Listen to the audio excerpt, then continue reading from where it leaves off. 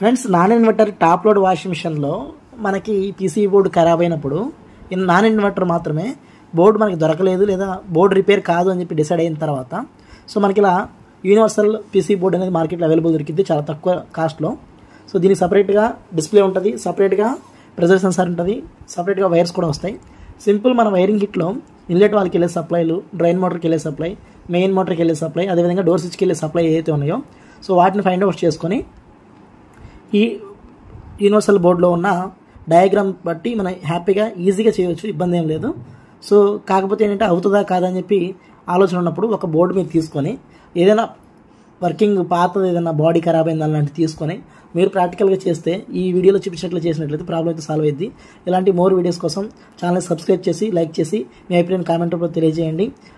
AC washing machine fridge training అనేది ఇవ్వడం జరుగుతుంది ఫ్రెండ్స్. ఇంట్రెస్ట్ ఉన్న వాళ్ళు పై నెంబర్కి కాల్ చేయండి. న్యూ బ్యాచ్ త్వరలో స్టార్ట్ అవుతుంది. Thank you.